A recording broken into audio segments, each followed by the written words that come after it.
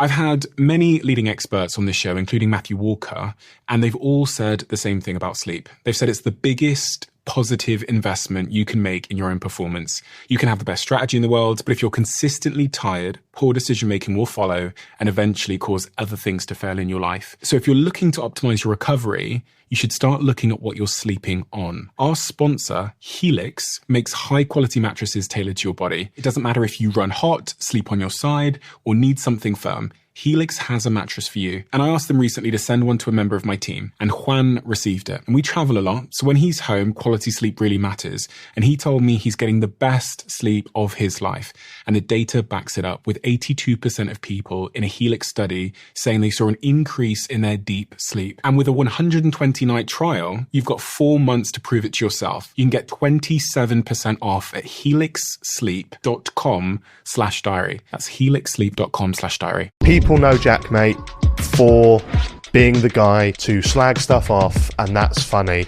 And then when the content dried up, well, I've now got to go and look for someone who's doing something wrong. You can only do that for so long before you just hate yourself. Didn't really get on with my mum. She would do and say things that I don't think any mum should really do. Things would happen at home, and I'd have like a mark on my face, like from someone that shouldn't have given me that mark. I made a video reacting to So Well as Advent Calendar. That changed the game for me, and the upload before that, I was going to quit. I struggle with health anxiety and OCD.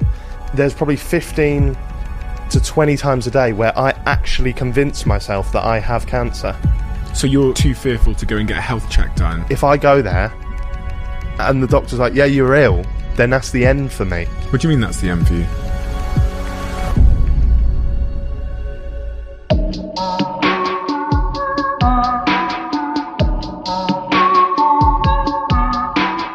Jack, give me the context on your life. You know, I sat here yesterday with Israel Adesanya, and he told me about his childhood, and there was hints of that really kind of felt similar to the experience that I read you've had as a young man as well. And then also, I think the other one where I could see real distinct similarities, and I think you might have listened to this podcast, is Jimmy Carr. Yeah, what a man. Yeah, what a man, right? He's like I didn't realize he was going to be such a philosopher. One of the things he said to me was, you know, when someone becomes a comedic figure, which I consider you to be in many respects. I think I'll you take are. that. Yeah, good. I'll Okay. take that. He says that instead of asking, because there's this kind of stereotype that the person themselves is struggling with something and they're trying to make other people laugh. He said to me, as you might have heard, he said, you've actually got to ask them which one of their parents they were trying to please or to make happy. Does that resonate with you at all? Yeah, I mean, upbringing, didn't really get on with my mum.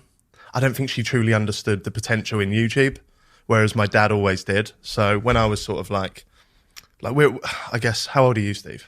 29. 29. Okay, so I'm 29 in like 2 weeks' time. So like we were kind of like the first kind of content creators in a way. Like we kind of like paved the way, if you will. Some people did. Yeah, I was late to the party. But... Well, people like Charlie is so cool like did, and I just followed them, I guess. But yeah, my mum didn't really get.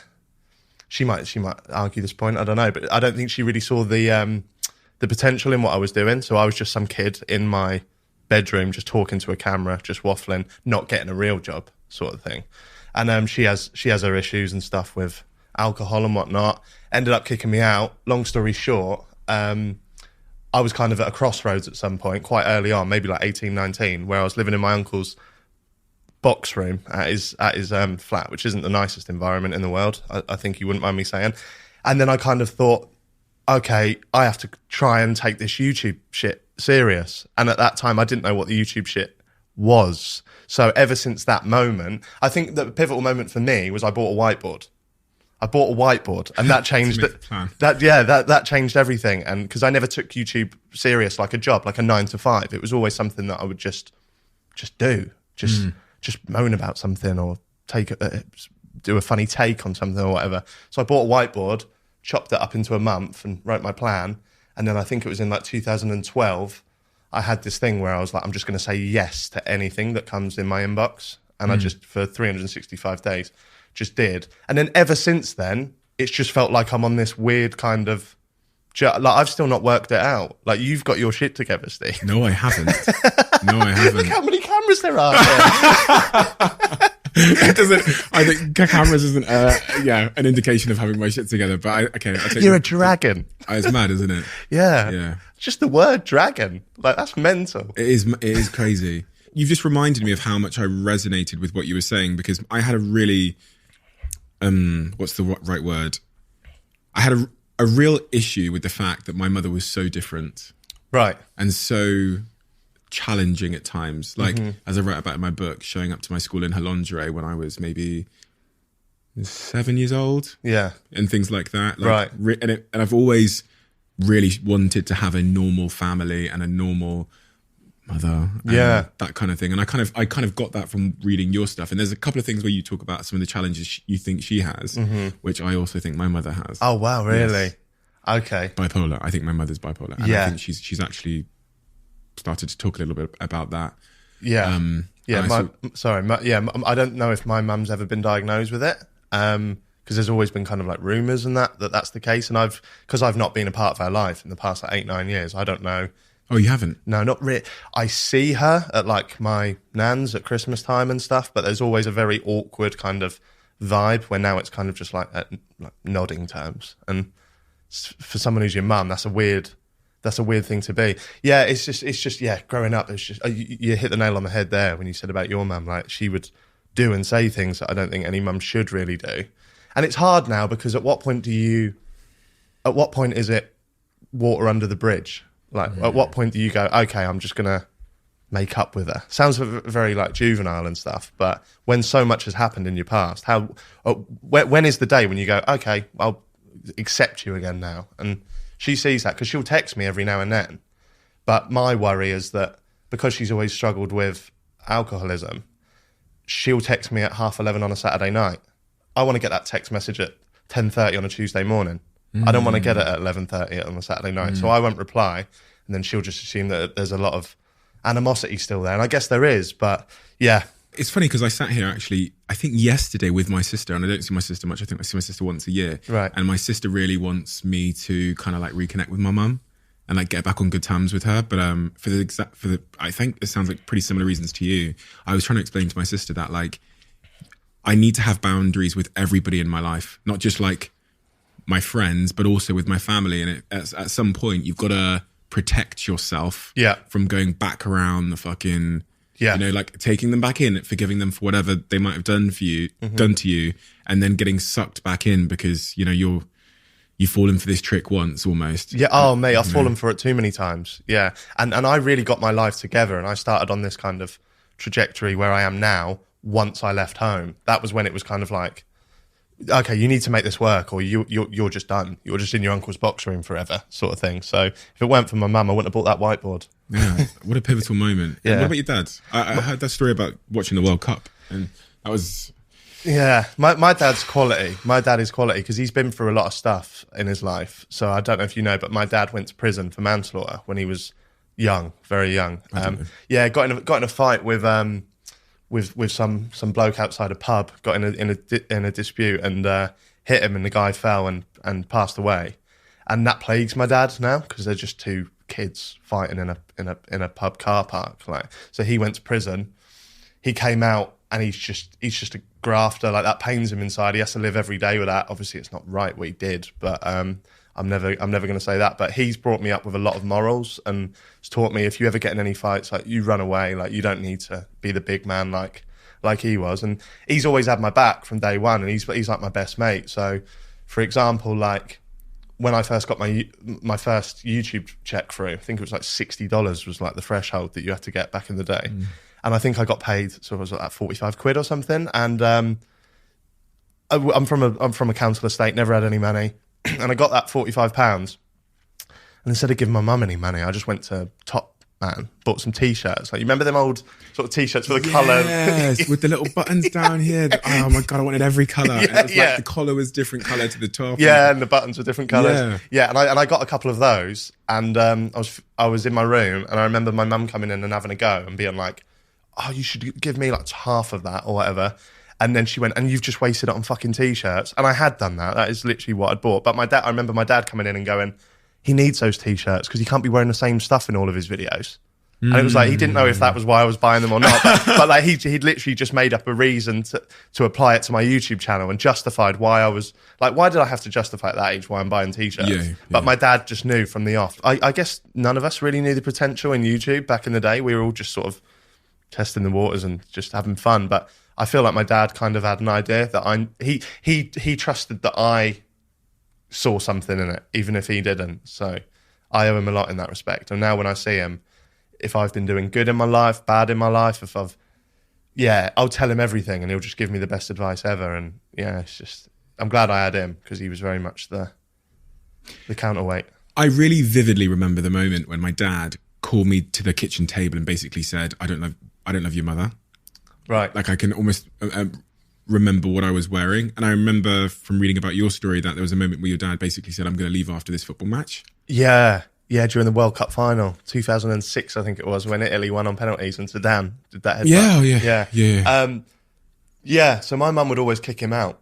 Yeah, she'd always just, when she'd had enough, she'd kick him out. And it was very much a case of, I think my dad loved my mum more than my mum loved my dad. And my dad was, I think he'd admit, he was like the kind of like lapdog that would come running back. My mum would kick him out and he'd come back and it'd be I'd see it as a kid, like them having an argument. It'd be kicked out so unfairly, like, and I wouldn't be able to work it out. But I kind of understood it because I was on the receiving end of that kind of judgment and stuff sometimes.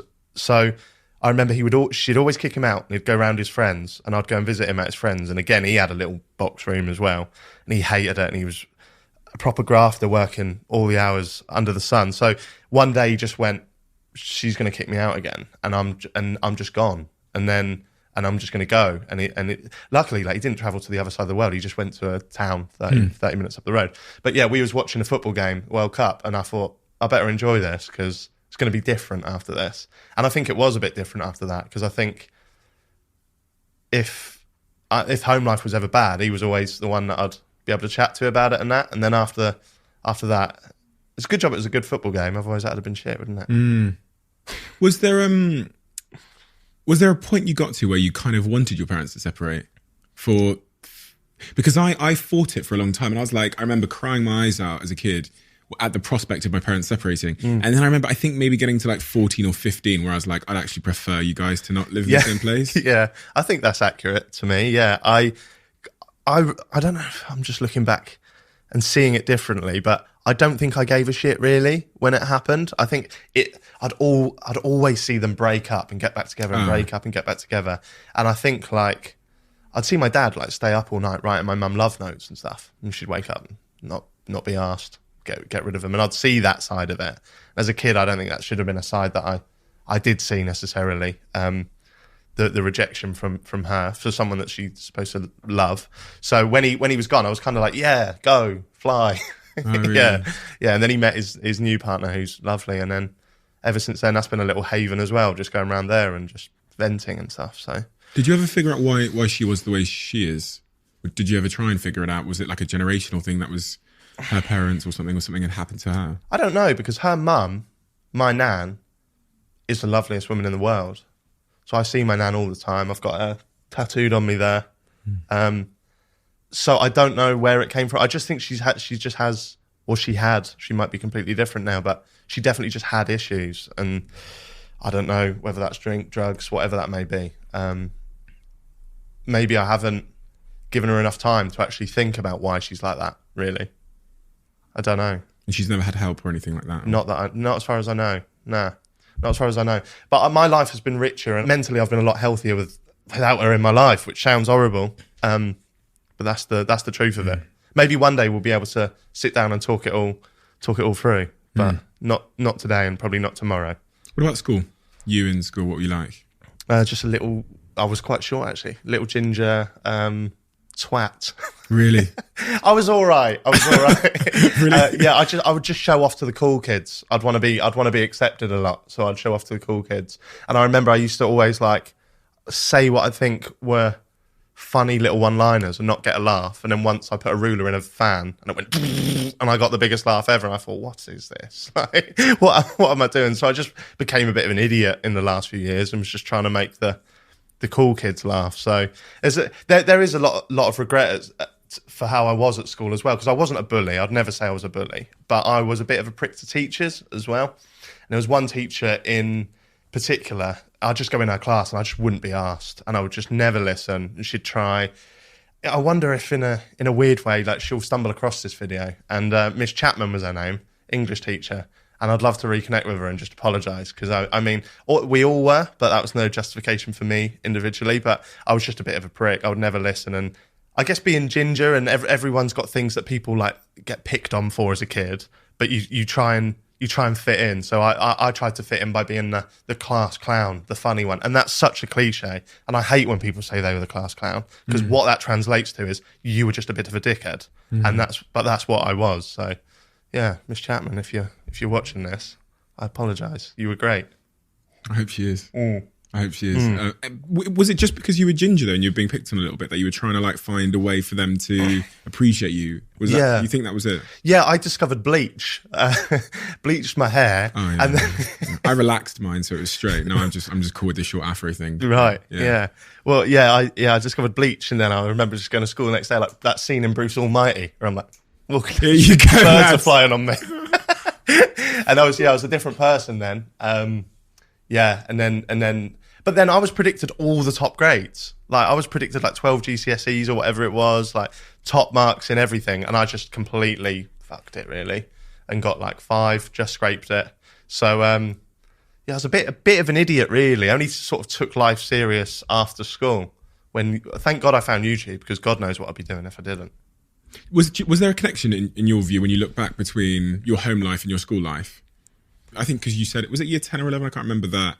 Things kind of went downhill for you. I wondered if there was a link at in your mind of what was going on at home and what, your school performance decline.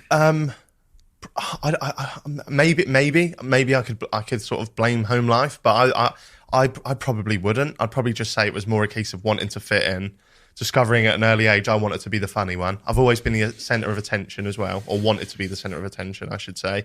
So as soon as I discovered, self-deprecating works and putting myself down works, that gets a laugh, I'll do that. And then you're invincible then. Because if people are calling you a ginger twat, if you call yourself a ginger twat before them... Disarming. Yeah. Now I've got the cards. Yeah. Yeah, so I don't think my home life affected school probably the early years in high school, because, like, not to go into too much detail, but like things would happen at home and I'd have like a mark on my face, like from someone that shouldn't have given me that mark. And I'd go to school and say the cat done it. And I didn't have a cat. so it's like that I think that really affected me. There's little things as well, like I remember, like, I had these ornaments, Snow White and the Seven Dwarfs. No, I don't think I've even seen the film, but I loved these ornaments. And then I'd done something at home that was naughty or something. Stayed up too late or played the PlayStation too much. And then someone came in and threw the shelf down and smashed those ornaments.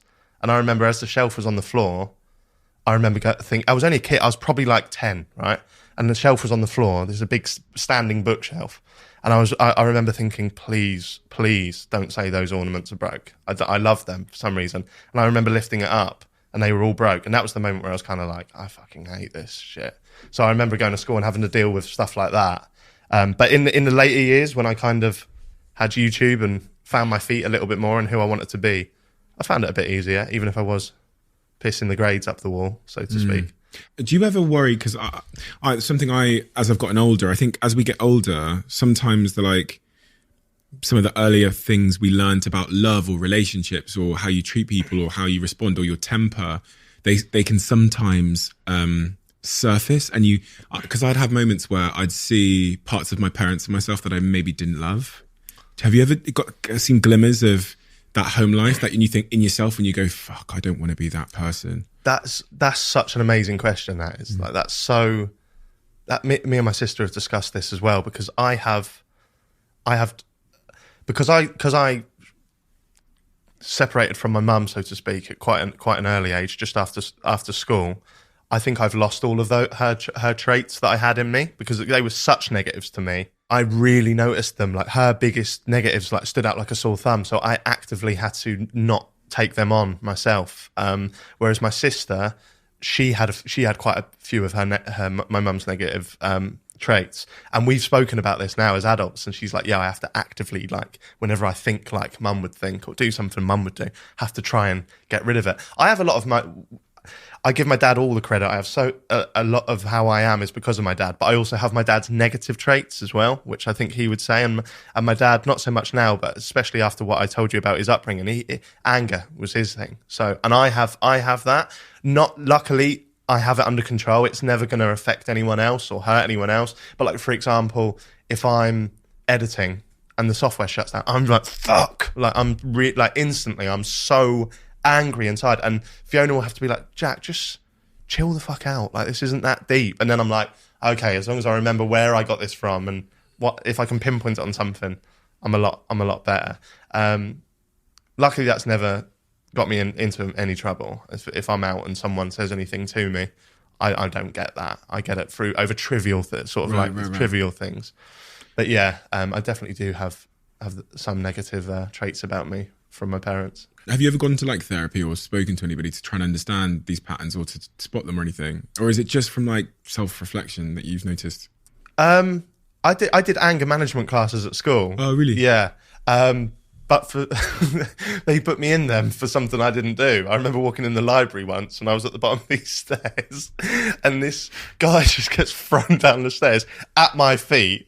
And the teachers come in and seen it, and I had to do 12 weeks anger. I swear to, I promise you, I've done a lot of like mad shit at school, but that was not one of them. I didn't know how I could throw him and then be down there before him. He was on my feet, so it didn't make sense.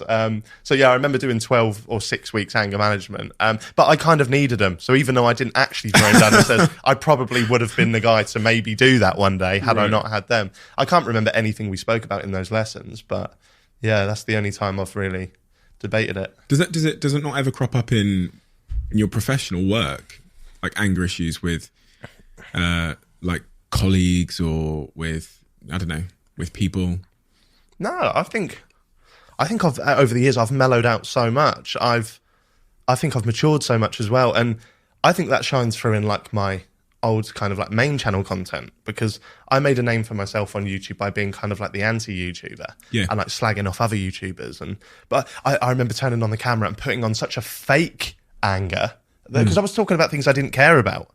Oh, Ollie White's got some new £30 t-shirts. Let's moan about that. Mainly because I knew I'd get 1 million views from it. Not that I cared. So I got really good at turning the camera on and putting this kind of like faux like anger, like fake anger. Like, I guess because I was pretending to be angry all the time, I was very alert when I actually was angry, and I could keep that under control. So, do you regret any of those videos as you've matured? You say you've mellowed out and matured now, and you even spot that you were doing them from like a not an authentic place, right? Do you regret them? There's some I definitely do regret. Yeah, the majority I'd say no.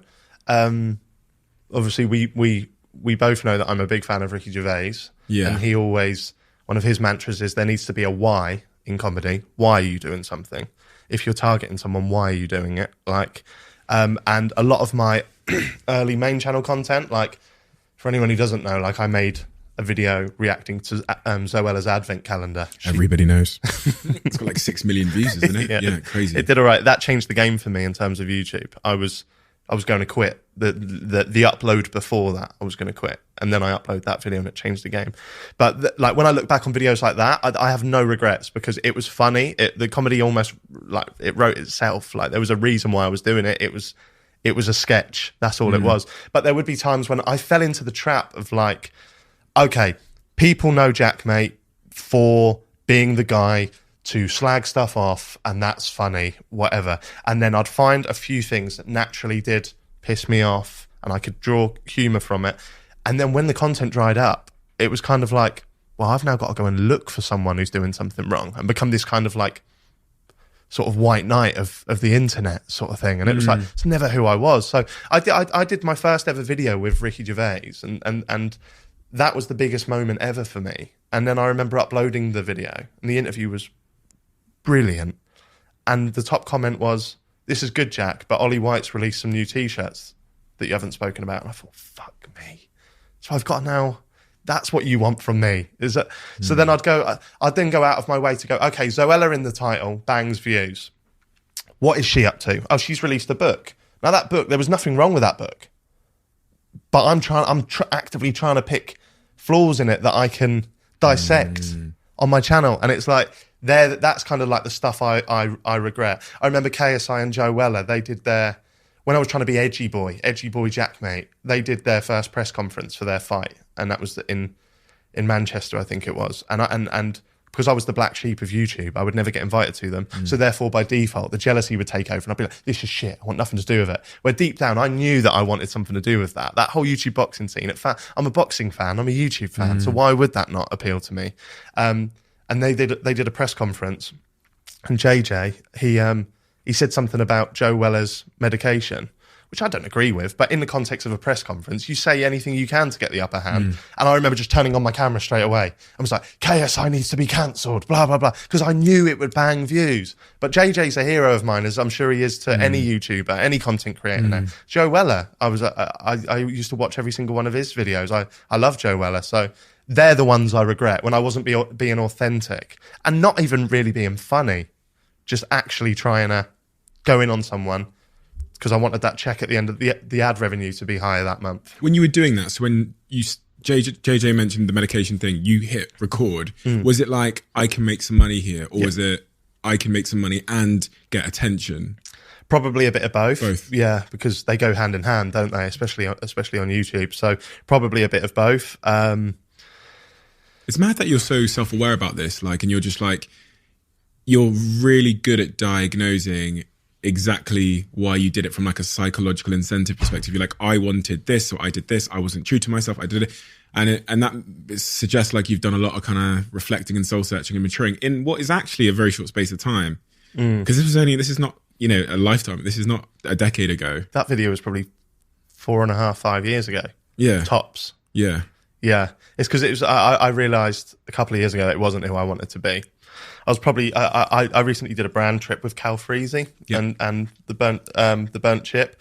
And I was speaking to them out one night, and I'd never done a trip with another YouTuber. YouTubers are very cliquey and they're all in their groups. And I was always on the outside of that. I was always this boy from Norwich, just have my normal mates, and they surround themselves with YouTubers. And I remember saying to them one night, I think the main reason why I used to go for them is because I wanted to be them. I'm one of the OGs. I really am. I've been doing YouTube for probably around the same month that JJ uploaded his first one. Like, we would have been there at the start. And Cal Freezy, Calix, all of these lads, Mini Minter, and I see them become a collective. And I was like, why am I not part of that? Like, and now I don't give a shit. I'm so happy and content with where I'm at, and I've built my podcast now. And but as a kid, even as an 18, 19-year-old young man growing up, seeing that, feeling left out, it probably goes back to how I was at school as well. I thought, okay, if you can't join them, slag them off, become the Darth Vader of YouTube, so to speak. Yeah, and then in recent years, people started to discover that, other people that I really respected, like Will and E, people on you. And then even though Will was my friend, like, still is my friend, like, he'd call me out publicly when I'd be slagging someone off and go, have a day off, mate. And I would be so angry because it was accurate. And I'm sat there like, so right. And no, I'm not bothered, mate. Like that kind of thing. So yeah, I was speaking to Cal Freezy about that, and yeah, I've got nothing but respect for him now.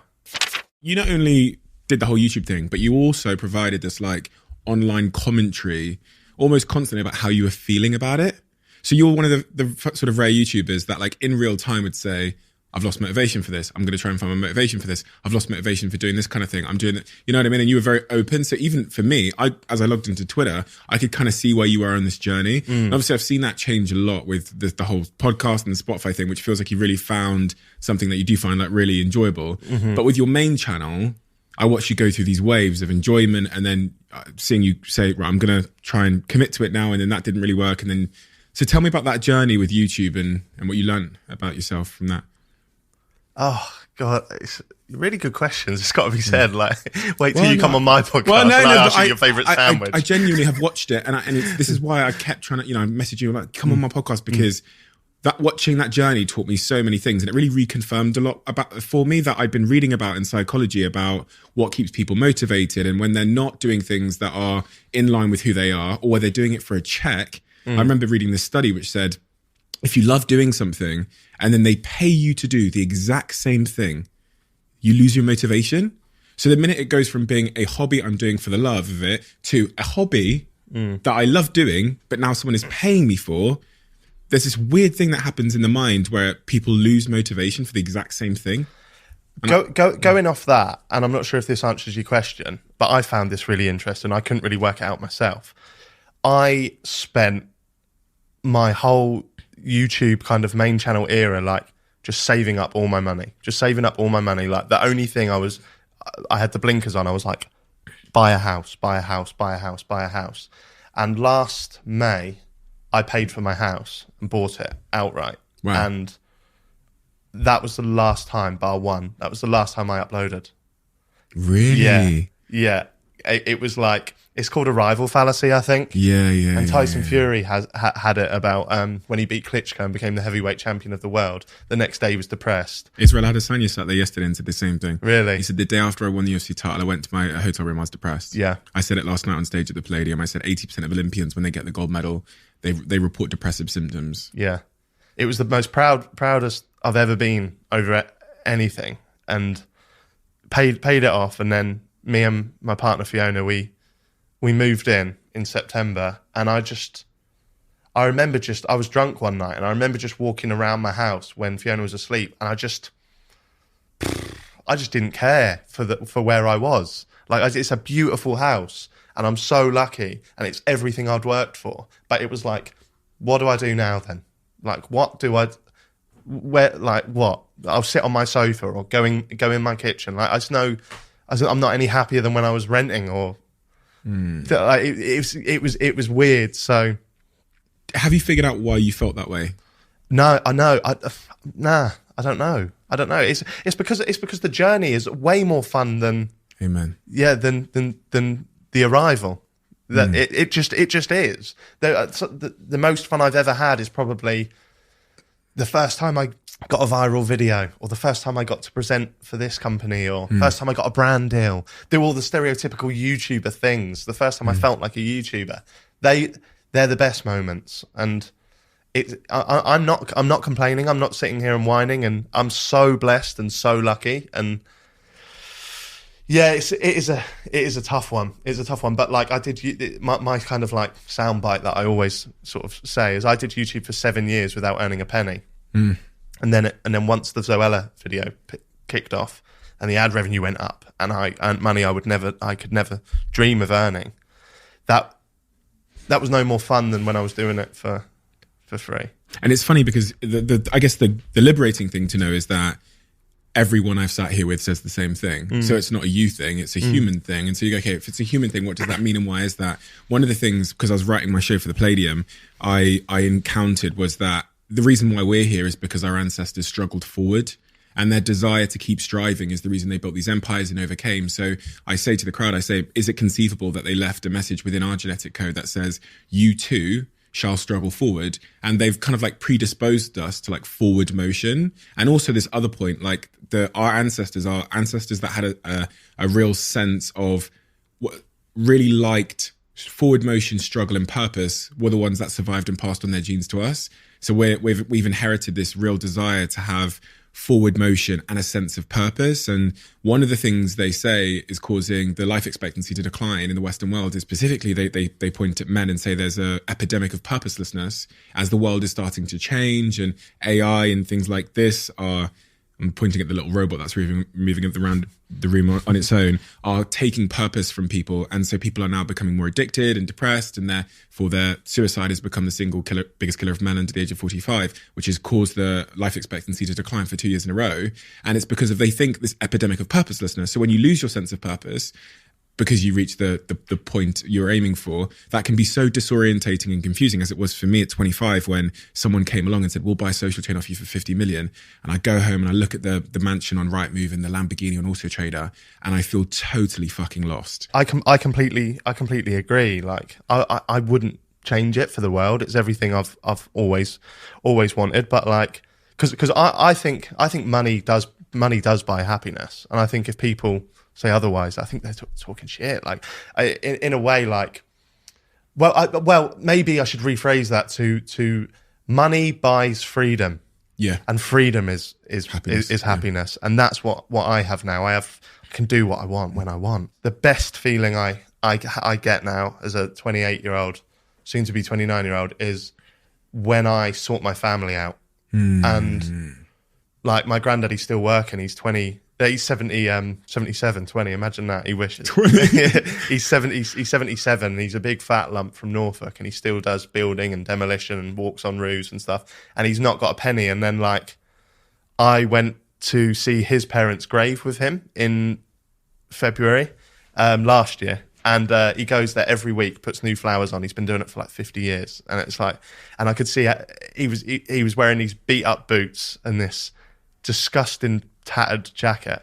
And I just went home and I just got his bank card without him knowing from his side of his car where his handbrakers. And I got his bank and I just transferred him £5,000. And for me, that was just everything. That was everything I'd worked for was justified in that moment. And I got more out of that than I did when I bought my house. And like just little things, like my sister's type 1 diabetic. So she has like a thing in her arm that constantly pricks her and finds her levels. And I can pay for that shit. And yet last night, my dog died. And the dog that I'd had for 18 years. Literally like found out just before I went to sleep last night. And it's little things like this that might not seem like a lot, but it was the first time I'd spoke to my mum in ages, and she was like, "Oh yeah, we're going to get Diddy's ashes. Cost £200. There's the £200." So it's like that kind of shit is like why I owe everything to this online world and people that have given up their time to watch me and brands that have trusted me and stuff. And yeah, that's the best feeling. I think you nailed it when you said that. Sorry about your dog, by the way. I have a dog, and I can't imagine. It's shit. It's really shit. Even the thought of it is just terrifying. She was 18 years and 4 months, so she's quite old. But when they get to that age, you just assume that they're always going to crack on. Yeah.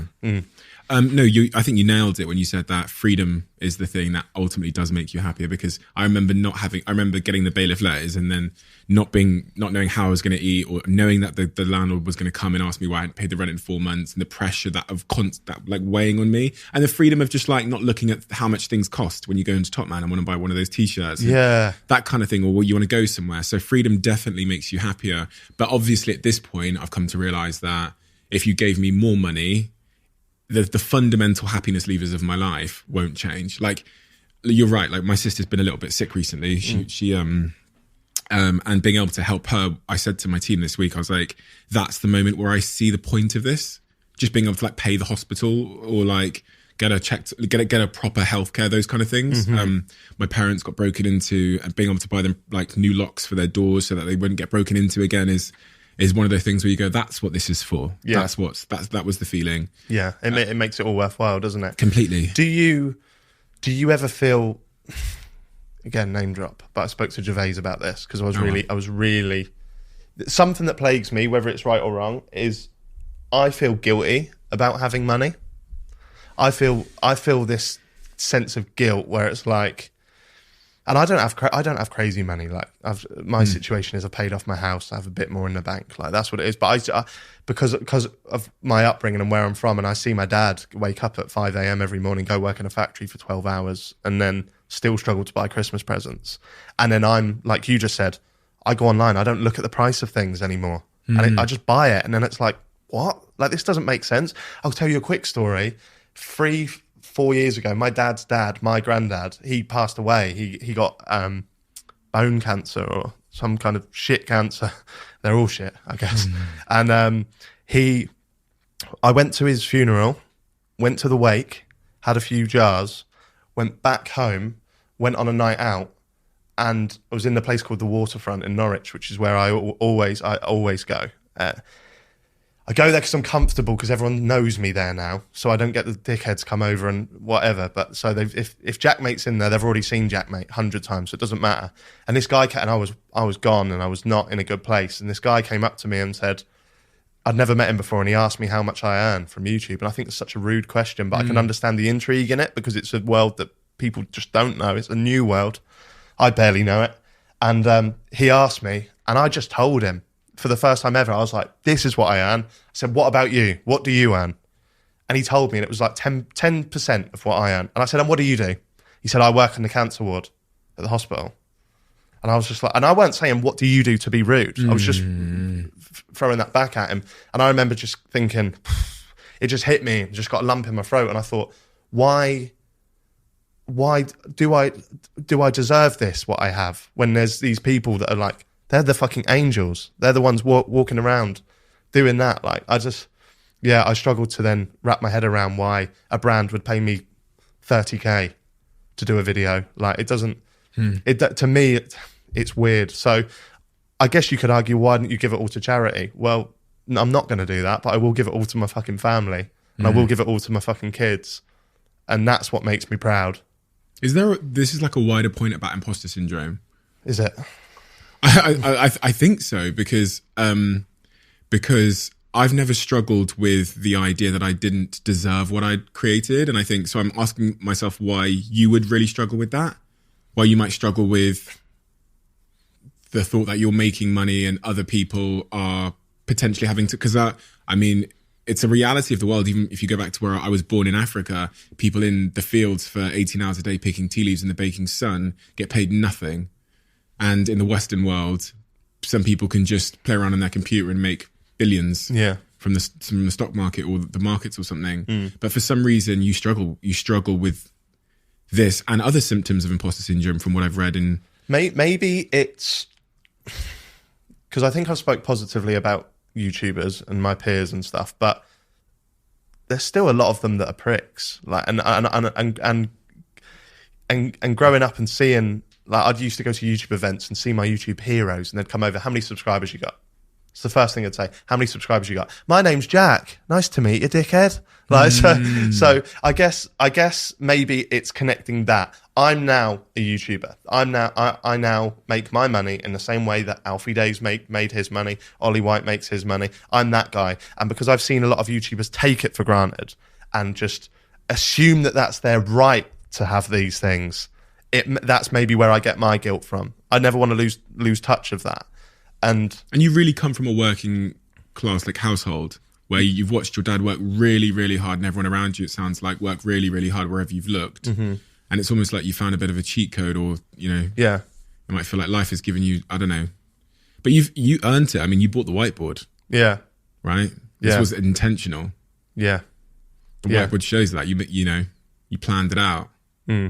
Obviously, moments of luck for all of us appear when we carry on carrying on, but you realize that you've earned it, right? Yeah. You hesitated. You don't, do you?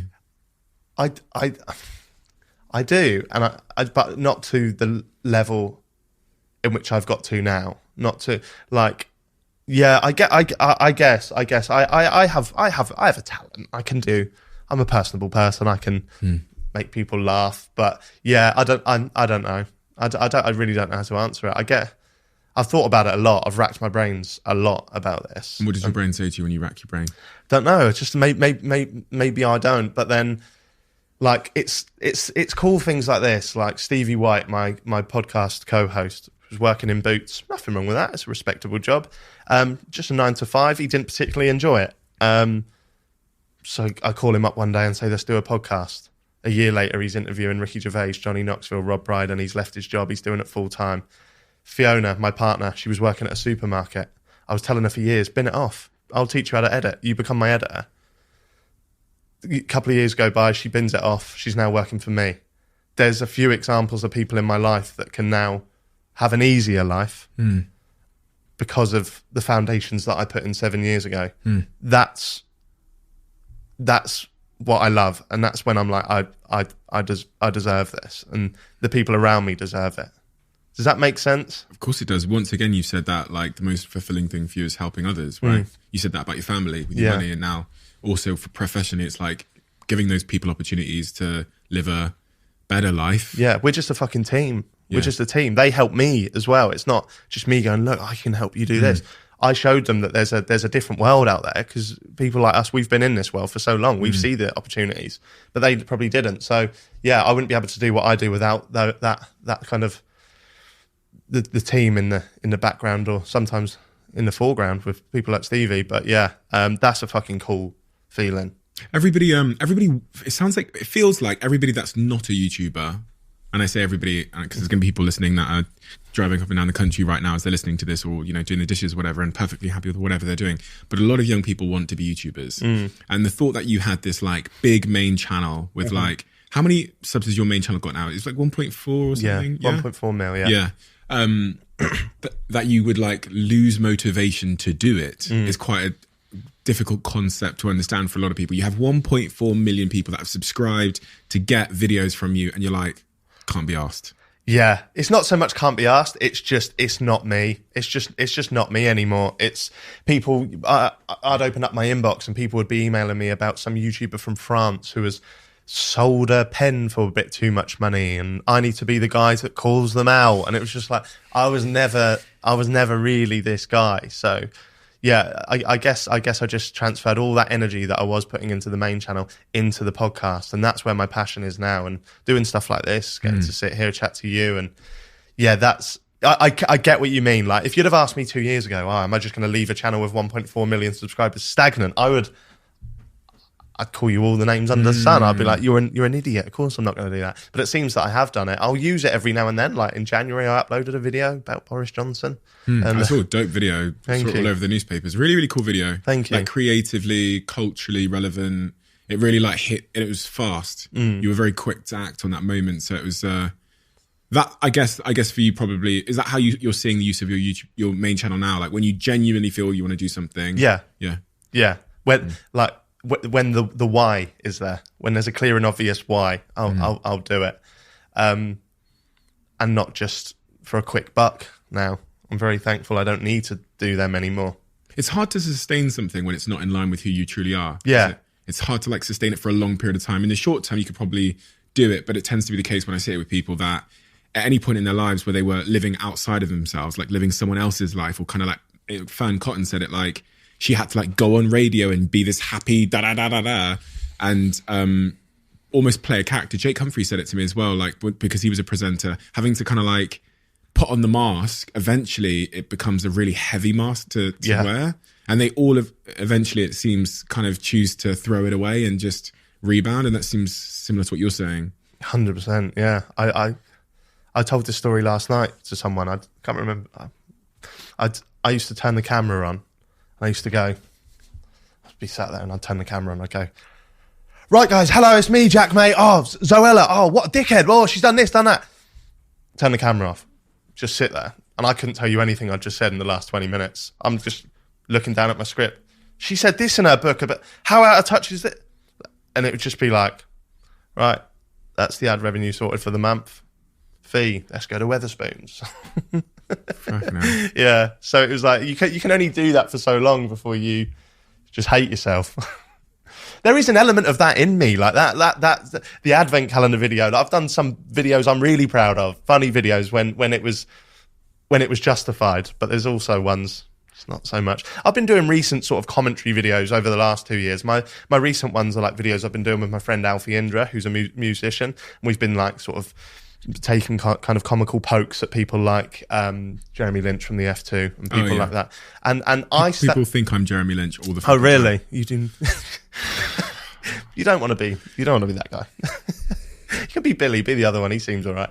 But the thing with those videos, I'm really proud of them still. And I guess you could argue, well, you're that same kind of like scathing commentator. Yeah, but I believe that those people I'm going for there are justified. Zoella, not so much. Let her crack on. You know? What would you say to her if she was... Have you ever met her? Never met her. I don't think she wants to meet me. That'd be an awkward one, wouldn't it? Is there any... Because that video did really well. Yeah. And I think if a video about me had gotten 6 million views, I think I'd have a pretty shitty month.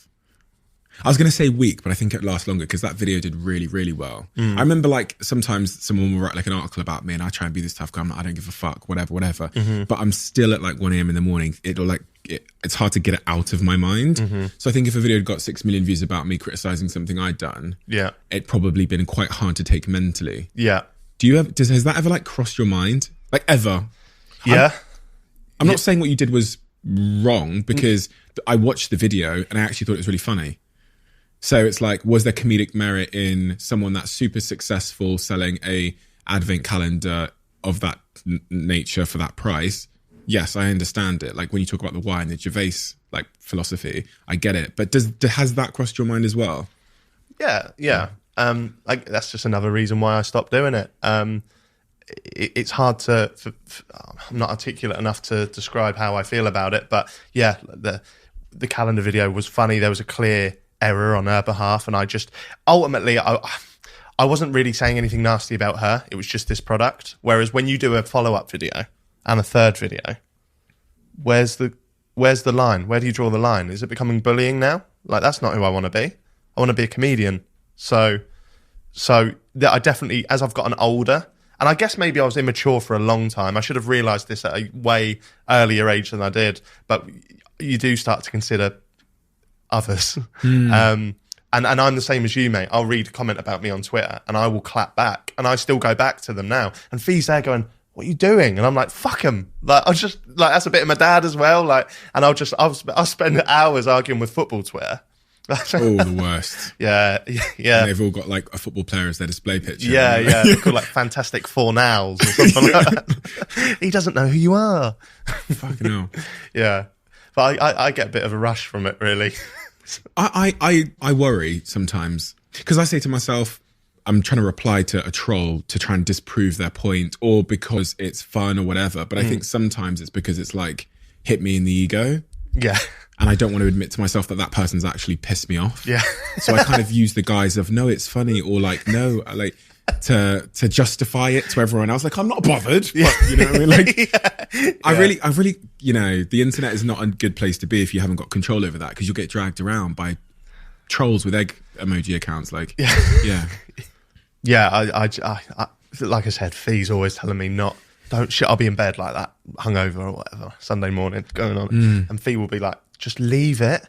They're fucking idiots. And ultimately, I know they're probably just jealous of whatever it is. Like, I'll get like a good podcast guest on. And like the other day, I was in Wales with Gerwyn Price. He's the #1 darts player in the world. And put a picture up of me and him. Just put... in beautiful Wales, throwing a few arrows with Gerwyn Price. And Gerwyn Price is this panto villain. I don't know how much you know about darts, but he's like the panto villain of darts. Is he the Welsh one? Yeah. That when he wins, always like, then he smack their bum and it goes like this. Yeah. Big biceps. Yeah. And so I'd heard for a while that he's very lovely off camera, or off the stage. But when he's up there, he's a panto villain. I was like, that's pretty much like the Jaackmaate of darts in a way. So I put up this picture of him. I was like, never judge a book by its cover. Like, I know this more than I know this myself because I always did. It's just this guy replied 2 bellends as well, but he follows me. Just follows me. So it was like I will reply to him, and Fee's like, "Why are you bothered? Like that must just be jealousy. Like, why else are you? Well, you follow me and you're doing that. Like, it doesn't make sense." But I kind of like, I like to think that I'm very, very honest online. So why would I not reply? Why would I not try and think of some pithy remark to try and put him down? Like, yeah, because I'm meant to be a professional and I'm in this world and I'm working for West Ham. But really, I also think you're a bit of a dickhead, mate, and I'll tell you. Do you think that because you are very like... I imagine if like Boris Johnson and like, I don't know, another politician uploaded a fit photo, you'd probably quote retweet it and say 2 bellends. So like, do you think there's a chance? Because I don't think anyone would ever tweet me that. Like, right. Do you think because you've cultivated a younger male audience that are comedic and they're like, they use kind of colloquialistic, funny language like bellends. Yeah. You're also now at the mercy of them attacking you with the same language in that situation. I'm just wondering why no one would ever tweet me if I uploaded a photo and go 2 bellends. My audience just don't speak like that. Wait until this episode goes out. The top comment is 2 bellends. Yeah. You see what I mean? Like, and then you're having to deal with that because... I get what you mean, yeah, but then maybe they see a bit of... Because they think you maybe like that as well. They think, you know... Because he follows you and he clearly looks up to you if he's following you and stuff. It's true. It's true. It becomes more real when you like... When like there'll be people out there that will defend me on that thread and they'll say...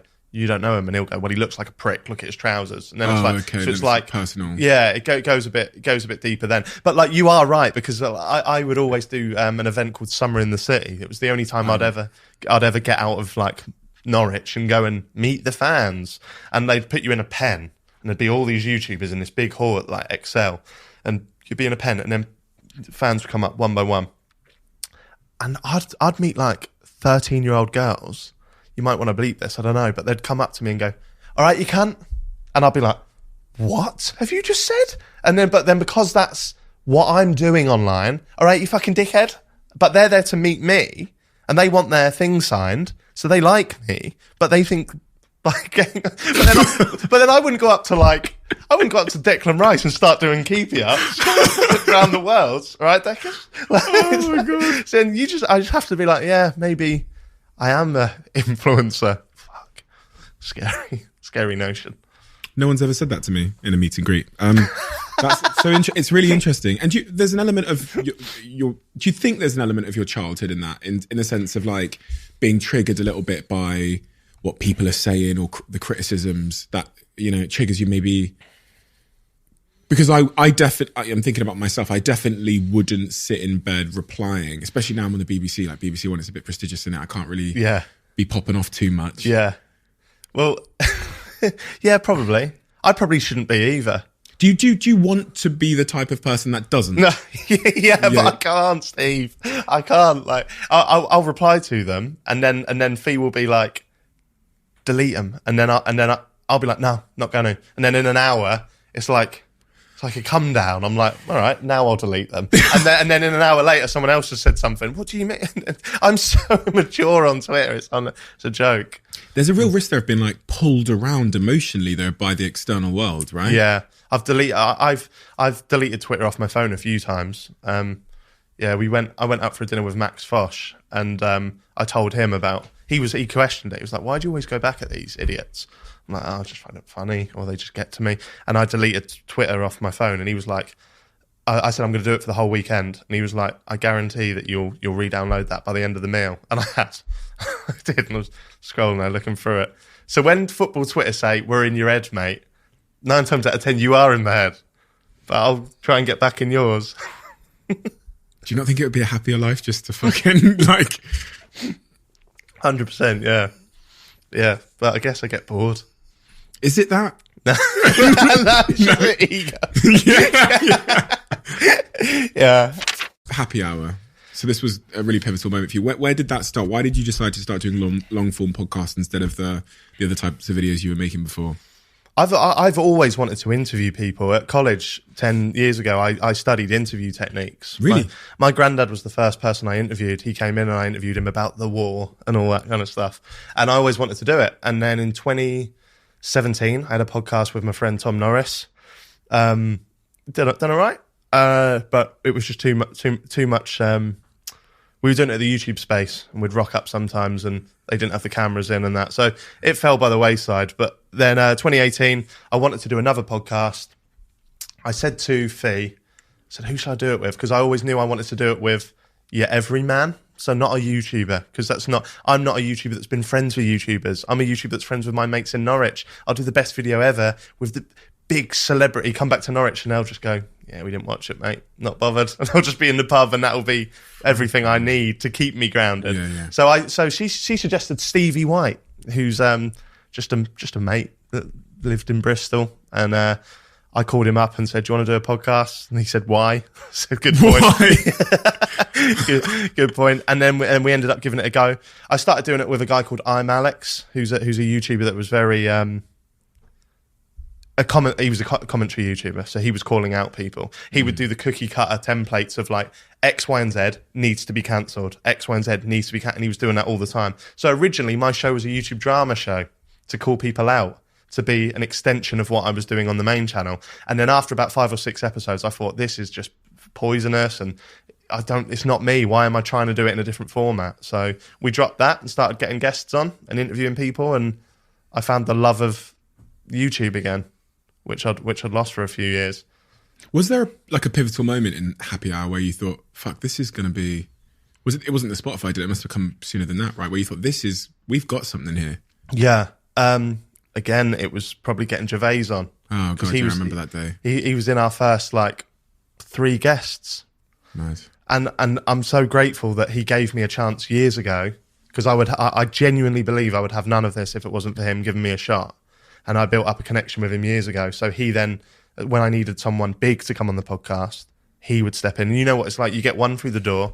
Other people almost then don't judge the show based on me. They'll judge it based on who else is sat in that seat. Yeah. So I owe a lot to him. So that was probably a defining moment. And testament to Stevie as well, because I've been doing this for 10, 12 years. I've been around people like Gervais. I've been very lucky, very fortunate.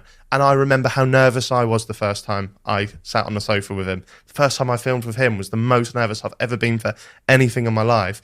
And then Stevie White has come literally seemingly out of boots the day before. And then he sat there with Ricky and he just gets it. He's just on and he's just the glue. And I was like, I've chosen the right person here, like, to do this journey with.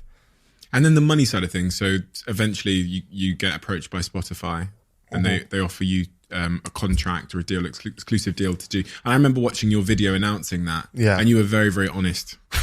Probably too honest? No, like, I think that's probably why people like you so much, because I can trust you, because you're going to tell me the way you go. Listen, the money is a very important thing here. And you've been very overt about that, which I think is admirable, because again, it builds trust. People don't have to like what you're saying, but they're going to trust you. They're going to trust you to always be honest with them. So what was your thinking around the Spotify deal? Because, I don't know, someday Spotify might approach me and ask me if I want to go Spotify exclusive, and maybe you can give me some advice on that. The reason I did it was purely financial. I thought it was going to be a bad idea. And I took my network who I'm signed to, they wanted it to happen, because obviously they've got a slice of the pie. Did they orchestrate the deal? Or did Spotify go to them and then to you? Yeah. Okay. And originally I saw it as, okay, I'm taking off the full visual episodes on YouTube and just putting them on an audio-based platform, whereas a lot of my audience might be the younger kids, and people like me and you, we probably consume a lot of just audio when we're on the go and in the car and that. Whereas I think younger generations, and I'm basing this on nothing, you probably know better than I do, but I imagine younger kids probably like the more visual. They like to watch the YouTube. So I thought taking it off is probably going to get a lot of backlash. And then Spotify told me how much it would be per year and the potential for how many years. And I thought, well, that doesn't just change my life, that changed my children's life who don't even exist. So I literally did it because I was financially driven. And I've got no qualms saying that or admitting that. But what I'll also say is now I'm starting to see the benefits a year in of going with Spotify. And they've not got a gun to my head. I can be as honest as I want about it. If I thought it was shit, I wouldn't have then signed on for the second year. But they are now pulling out guests for us that I would have never been able to pull on my own. Up until like 2 months ago, I'd booked every single one of my guests personally on Twitter DMs or Instagram or whatever. The last few months, they've booked us Johnny Knoxville as part of his Jackass press junkets. Rob Brydon, Russell Howard.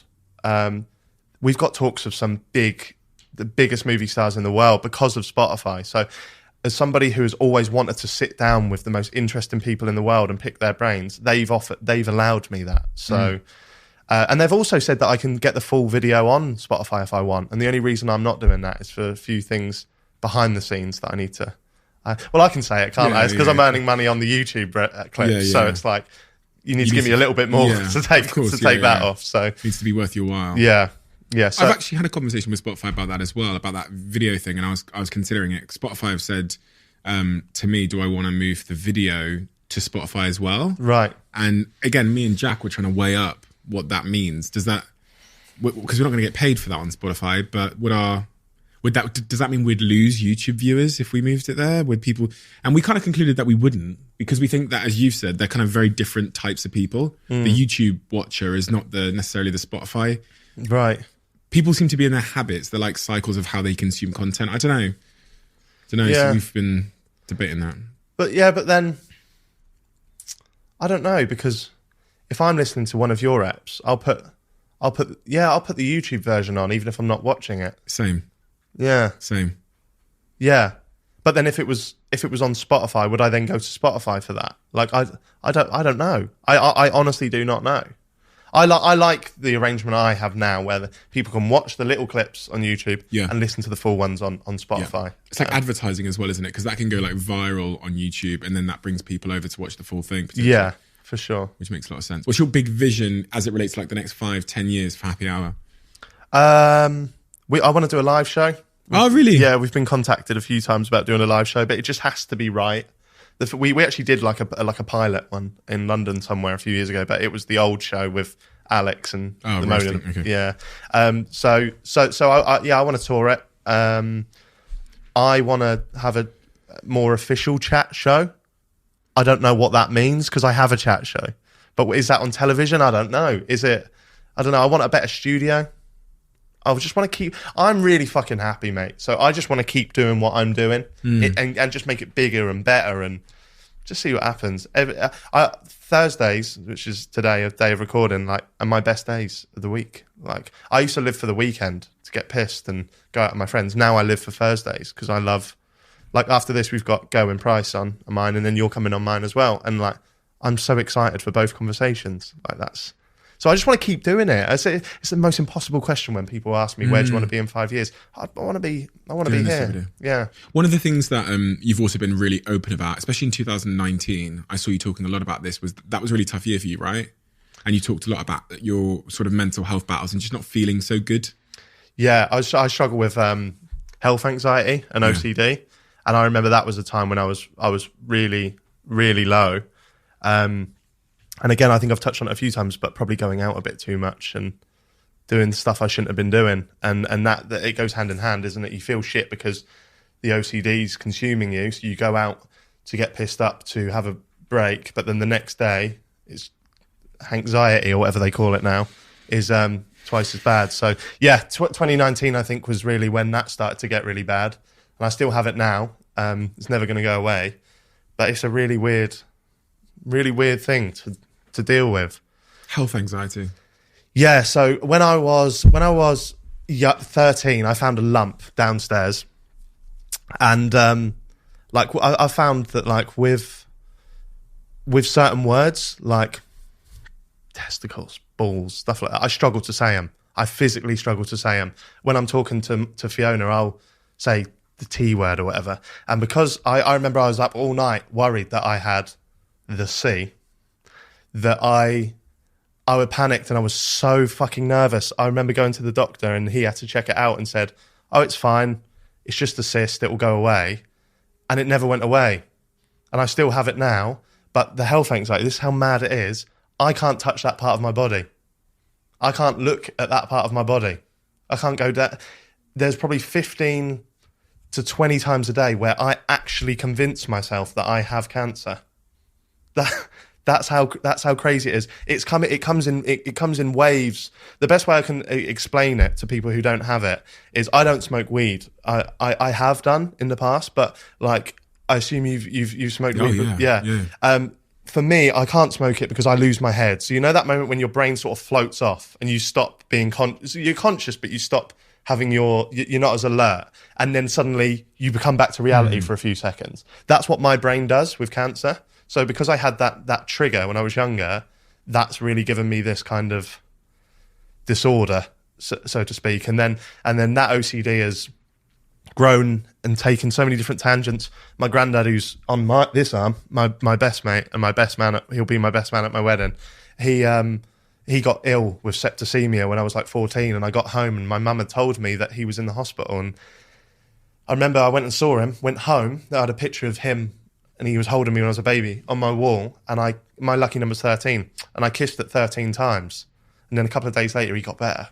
So that fucking triggered me, and then I could not go to sleep without kissing it 13 times. I've never been a religious guy. I've actively always spoken about my atheism, probably because I was trying to be a B-Tech Ricky Gervais, but they are my beliefs still now, or lack of. And I made up a prayer in my head, and I knew it was like.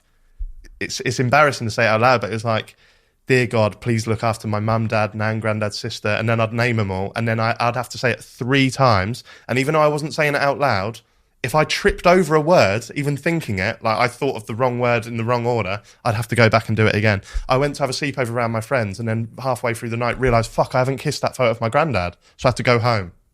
Like, that's how mad it is. And now, luckily, with the numbers and the patterns and the sort of more known about aspects of OCD, if you will, the more documented parts of it, I don't necessarily have those. I obsess over time and sunsets and sunrise, which is weird. But the cancer thing is something that really consumes my life. And if there's an advert come on for cancer research, I have to shoot up and turn it off. And it's alarm bells in my head. Ding, ding, ding, ding, ding. Yeah, there's been a few times during this chat where my brain's gone off and it's like, things like, if you need to write a will, or what's going to happen to the channel when you die, like all the little things. Yeah, it's a strange thing. But I spoke about this with Joe Weller on my podcast, and I've had hundreds of people DM me on Instagram saying they have a similar thing. And although I don't reply to all of them, I try and get my way through as many as I can. It's deep, that, isn't it?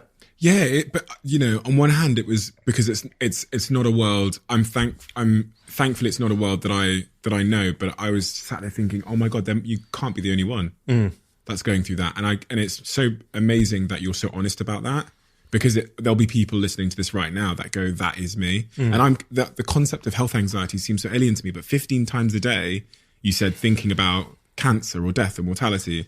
And it's not the prospect of you might have it. It's my brain telling me I do have it. There's no other outcome. I'll be chatting to you now, and then for a minute, my head will be going, oh, remember you're ill. Oh shit, right, okay, I need to deal with that at some point. And then it's almost like that moment when you're high, and then you come back down, and it's what the fuck? And then I'm back in. There's a rapper called NF who struggles with OCD. And he talks about them, he puts it into kind of like, he says they're like black balloons that he's carrying around in his brain. And every now and then one will float away or come back. And I really resonate to that. If anyone out there has got health anxiety and resonate with some of the stuff that I'm saying today, I check out NF. He's got a few songs about health anxiety and OCD, and they're pretty good. They're pretty accurate. How does someone go about overcoming these things or curing them? Is it therapy? Is there other resources that they can seek? I've never been able to do therapy in terms of, because I don't truly know if I'm ill or not. I can't bring myself to walk through the doctor's door, because if I get that confirmation, I melt down. I probably fucking do something silly. Like, I don't know. Like, so I don't want that confirmation. So I'm the worst person to answer that, because I would actively encourage people to go and, if they have a worry, like go and get a lump checked out. Of course, why would you not? Or if you know you have this health anxiety, OCD, whatever mental disorder it may be, I would actively encourage people to go and talk to someone, whether that be therapy or whatever. But I can't do it, so I can't practice what I preach. My friend Liz, she bought me an OCD workbook, and I go through that every now and then and answer the questions and write things. And yeah, so it's a hard one for me to answer, because I wouldn't be able to practice what I actually preach. So you're too fearful to go and get a health check done? Yeah, I couldn't do it. It's like shop shutters come down in my brain like that, because if I go there and the doctor's like, yeah, you're ill, then that's the end for me. There's no recovery process. That's it. And that's a mental thing. I know that's not the right thing. Fiona gets upset when she hears that, but I can't. Maybe it will change when I have kids. What do you mean that's the end for you? I can't live with knowing I'm ill. So even because I've put so much time and effort into believing it myself, my little breaks now are when I'm like, actually, no, I'm fine. If I ever got that confirmation, I would shut down. But that's why it's a disorder. That's why it's not right. It's weird. Living with those thoughts is not an easy thing to do. Have you found yourself? And my business partner, you've met Dominic Gregg, we used to work with him. He went through a number of struggles, which he's been very open about, and he turned to alcohol as a way to kind of like self-medicate. And I remember coming downstairs when we lived at the Mickledore. Don't know if you ever came to the Mickledore. Yeah. In Manchester, and finding him in the early hours of the morning just drinking with the lights off at like 3 a.m. Yeah. And then thinking like, oh, this guy's just a pisshead, whatever. Finding out years later that he had like some severe anxiety, suicidal ideation. He used to stand on the train station, he said, and considered, jumping in front of the train and stuff. Did you ever find yourself medicating to try and escape some of these thoughts or realities you were living. Yeah, I still do it now. I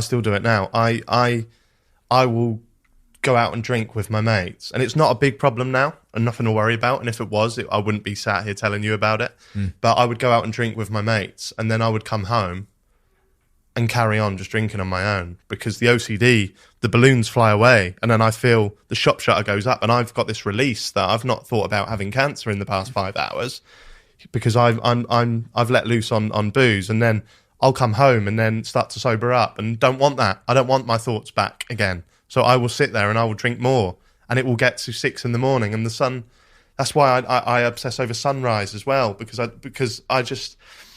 Yeah, it's just a tough one. I struggle to sleep almost every night, because when I get in bed, I think about it more, and then when the sunrise comes up and it's a new day and I know I have to start again, it's a tough one. So I obsess over sunrise times, and I could probably tell you within 15 minutes maybe when the sunrise is. I think it's probably like 6:52 right now, maybe. What's the significance of the sun rising? Sorry, because I panic so much at night time, and that's when the worst thoughts come into my brain.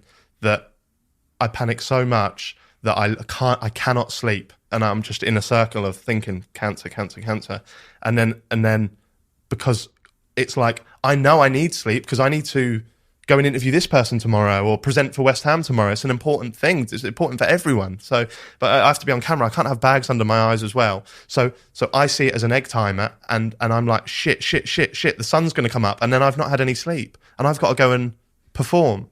And so I'm checking my time. I need to know when the sun's coming up. So I obsess over that.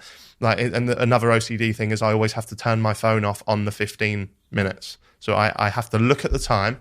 Say it's 4 a.m, I have to see that 4:00 for the light to turn off before I can settle. And if I miss that and it's 4:01, well, I'm up for another 14 minutes then, because I need to see it hit 4:15. Yeah, it's weird. And I don't mean to sound insensitive when I say that. It's weird because I have it myself. But it's an unusual thing. But there are a lot of people out there that have a similar thing. So hit me up on DMs. Maybe we can have a chat. Did you sleep last night? Not really. Really? Not no. If there's any talk of death in any capacity, I will relate that back to myself. And obviously, I lost my dog last night, so I was just up thinking. Yeah, it's weird because even though all those thoughts plague me, and like this is like a therapy session for me, like talking about this, because Fiona has heard this 100 times, and then no one else has really heard it, but. Even though those thoughts plague me, I am really happy. I just am. So last night you find out your dog's passed away, and that sends you into sort of a spiral thinking about death more broadly and yourself, and that keeps you up last night. Yeah. I'm in a bit of a routine at the moment where like I've had like 2-3 hours sleep, have a really busy day today. Drive back to Norwich, and then probably have 2-3 hours sleep tonight, 2-3 hours until I become exhausted, and then I can just sleep all the way through one night, and it's a reset. So like I just work until I can't anymore. But the thing you were saying about Dom drinking at like 3 a.m, like that is I've been that guy. 150,000 times. Like, yeah. So I when you said it, I could envision him there, because I've been him. The thing that you said about your drinking pattern that I could really relate to is with all my mates, we'd like come home after like being in Manchester or whatever, and our like drinking arc, if it was a graph, goes like up and then plateaus, because we're like, we've had enough. But what you said is that you wanted to carry on drinking because you didn't want the sober thoughts back. And that's exactly what I used to see in Dom. I used to look at him and thinking, why does he never want the party to stop? Why does he never want anyone to go home? Why does he always... It seems like once he's had one, it's a straight line upwards until he is incapable of pouring another. Yeah. Whereas I would be like, I'd have 3 and then tail off and then want to be in bed by like 2 a.m. Right, yeah. And so I have mates that are like you, and I'm the Dom in my group, and I could never understand the yous. I could never understand why do you not want to carry on? Like it doesn't make sense. It's such a release for me, such a break from my everyday thoughts. What, like, I just assume everyone's going to be the same. Like, You just want to go to bed, and lay there with those thoughts? Like, no way. Like, let's just carry on and see the birds come up. Fiona. Tell me about that. You know, it's hard enough having a partner anyway when you're busy and you're, you know, focused on building your career, as I found out. But when you're dealing with difficult thoughts, often it can make it, I guess, an exacerbating factor. So it can become more difficult. She's just the best thing that's ever happened to me. Like, she's just fucking incredible. Like, she will sit there and listen to me until 6, 7 in the morning, just every time, just talk about things. That's regardless of if I've been drinking or not, because I fear that this podcast may make it sound like that's what I do all the time. It's not. Like, I will do that more frequently than most people. I probably have 2 of those nights a month where I stay up until the silly hours. But compared to where I used to be, it's not. It's fine. But she will just sit there and listen. And she's not a drinker. She never drinks. So she'll come out on a night out and we'll just be high on life, which is brilliant and beautiful. And I wish I had a bit of that. I don't. So we're very much chalk and cheese in that respect. But she keeps me going. And there was a time in December where I'd stayed up too late. And so it was now the early hours of Sunday morning, and anxiety was running through my veins. And I said, I'm not going to go to work on Monday. And I was hosting something for West Ham. I said, I can't do it. I said, I can't look people in the eyes. I said, the OCD's too much. I'm shaking, I'm panicking, I can't face it. And she said, oh, you will do it. And I said, don't force me to do it, Fee, please. I don't want to do it. She said, I'm not going to force you. I got up in bed and she'd packed all my stuff that I needed and my laptop and put it in the car. And then when I was ready, she was like, I've run you a bath. You're going to get a bath. And then we're going to go to London. She booked the hotel. I went to the hotel, woke up the next day, presented for West Ham, done a good job, smashed it. Went driving home next day, I was a bit teary-eyed and was like, I need you to just push me into things. Because if I hadn't have done that, I'd have just been hating myself for ages. So she's very much my rock. And sounds a bit cheesy in that, but I would not be making content now if it wasn't for her. What an amazing person. She's fucking beautiful, mate. Yeah, she's incredible. She's incredible. Some of the advice she gives me and stuff is like, and when I met her, she was having bad panic attacks, and I didn't know panic attacks were a thing. I really didn't. We was in Covent Garden, and she just started shaking and sat on the floor, and I was like, what the fuck's going on here? And now she would do no public kind of, if I was doing any public event, she didn't want to be there. She didn't want to be whatever. And now it's completely flipped. I've brought her into my world, whether she wanted to or not. She's been a byproduct of me for so long. And now I'm a byproduct of her. And she's my backbone. And she's got all of her anxiety seemingly under control. I'm sure she'd tell me if not. And she doesn't have panic attacks. And now I'm that guy. And so, yeah, shout to Fiona. Hero. It's so lovely to hear you talk with such admiration about her as well, because guys can sometimes, they either avoid talking about their partners or they're a bit too tough to like give them the credit for the supporting role they play. But I think the same way with my girlfriend, who's actually upstairs now, who's been a real rock for me and a real stabilizing force and really like helped me focus on what actually matters in life. Is like really, I think with my girlfriend, she's probably, I don't know if she's even through the curtain and she can hear me, but she doesn't particularly care about what I've achieved. Doesn't seem to care at all if I made loads of money. It's more about the other things, like in terms of being connected to my family and being a good human being. Yeah, those are the kind of things she drives me on. But Fee's the same, yeah. Is she? Yeah, like me and my family. If I go around my nan's on Christmas Day, we're all like, I love my family, of course I do. But we'll watch TV, the Christmas specials, whatever's on. We'll go around Fiona's house. Her family never turn the TV on for 3 or 4 days over the Christmas period. They sit there and they talk and they love each other and they embrace each other.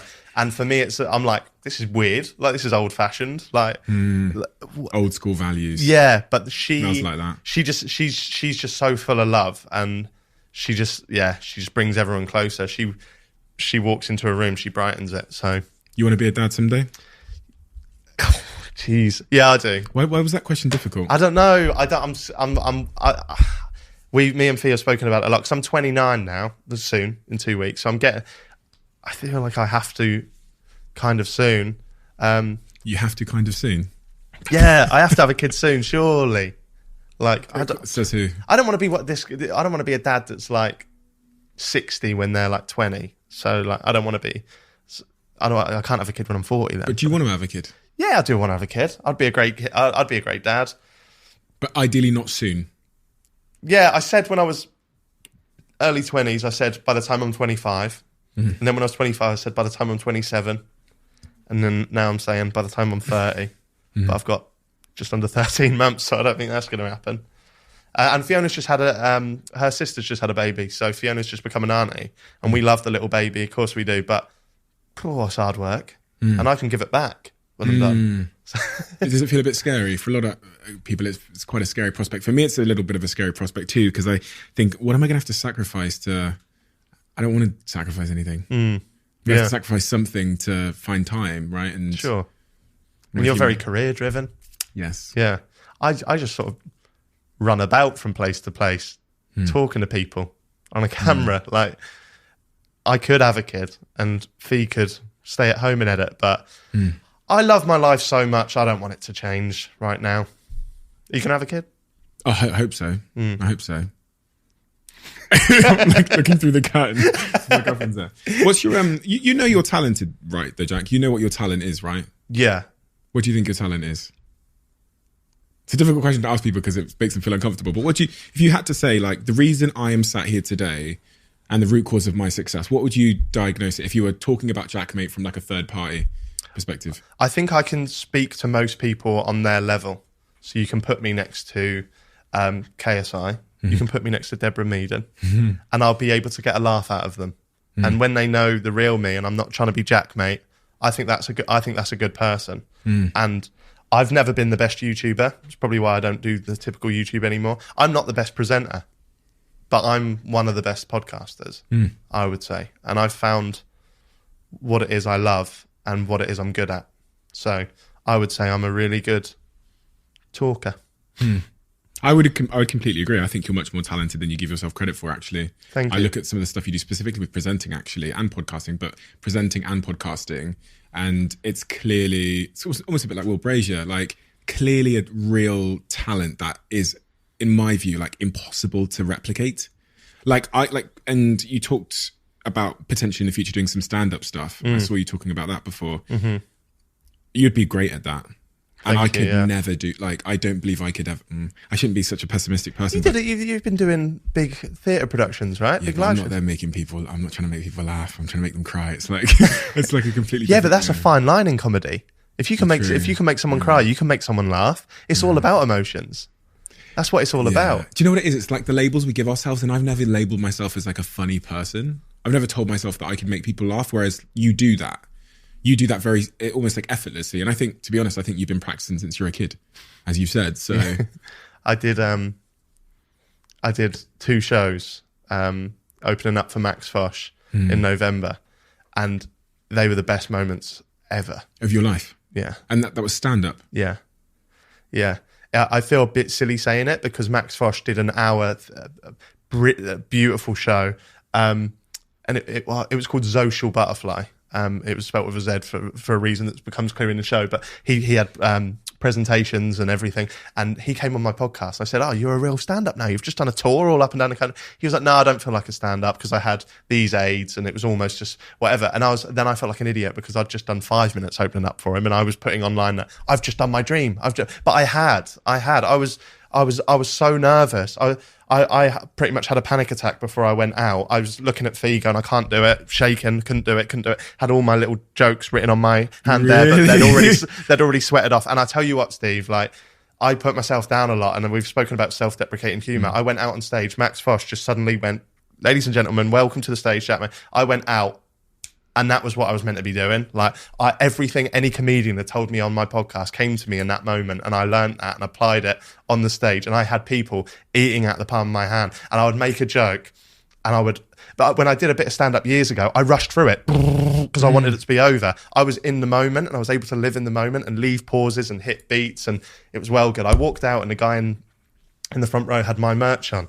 So I was really? I was like, there's one guy here that knows. So I was able to talk to him. You want to do that more? Yeah, I will do it now. Now I know I can do it, I will do it. Surely there's no feeling like that, like in front of people live, and they're just, hearing that laugh is, I've never done heroin, but I imagine that's what it's like to get that hit. And I want that. I want that back. That was like the biggest rush that I've felt in a long time. And are you thinking about doing that as under the Happy Hour brand? I think I'll do a happy hour show, Yeah. whatever that may be. But then I also want to do a Stand-up. Jack Dean or Jaackmaate stand-up show. I've got loads and loads of stand-up bits written down. I've got notepads and MacBooks full of jokes. So there's nothing like it. There's nothing like the real world. We get kind of lost in the digital world as like content creators or whatever. But last night and the last 3 nights at the Palladium have been the most like nothing has made me feel as alive as that. So anyway, Israel. Actually, no, I don't normally say this, but fuck it. You know, Israel was here yesterday, so you know it's the questions from him. Usually we don't tell people who the question's from. Right. But Israel Adesanya wrote a question for you. And bear in mind, this is the goat of fighting. Right. This is the goat, right? Yeah. He wrote a question for you. He wrote, and you got to answer this with total honesty. That's the only rule here. You got to answer it with detail. He said, "How are you truly feeling?" Content. I was going to say happy, but I still have some issues I need to iron out. So I'm content. And I feel privileged to be where I am. That's what I'll say. You probably wanted a better answer, but there we go. That's all you're getting.